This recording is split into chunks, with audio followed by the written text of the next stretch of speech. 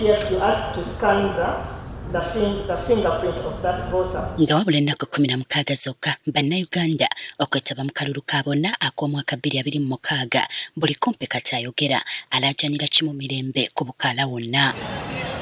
Bunyoro Obukama busabye abeesimbyewo n'abawagizi baabwe okulaba nga beewala buli kikolwa kyonna ekiyinza okuvaako obuvuyo. Well, next year we shall be starting the elections.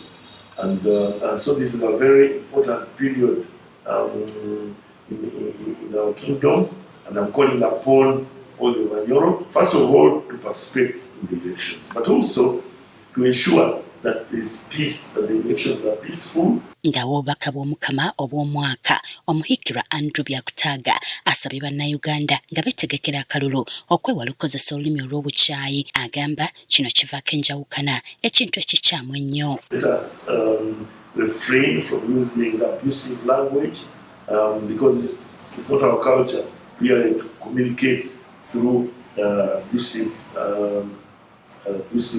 language. Ono era asabye bannayuganda okufuba okulaba nga balonda abantu abannabaweereza ne baleeta enkyukakyuka mu bitundu byabwe okusinga okwogera obwogezi.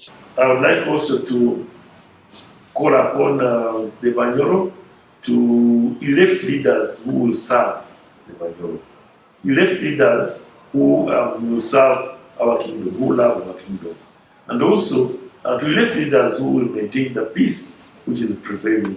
That's very critical, and also to refrain from asking, the voters should refrain for asking for money from the candidates, and the candidates should refrain from giving out money or any other items to entice voters, because that's really voter bribery. Omuhikirwa era tagaanye kwogera ku mbeera y'Omukama Dr. Solomon Gafa Busaigulu nga bw'eri mu kiseera kino ng'akyafuna obujjanjabi okuva mu basawo ab'enjawulo Hoima ne Kampala. I'd like to assure the king's subjects that the king is undergoing medical care from our local health personnel and personnel outside Bunyoro. So really, he should take heart and know that his health is being handled very well.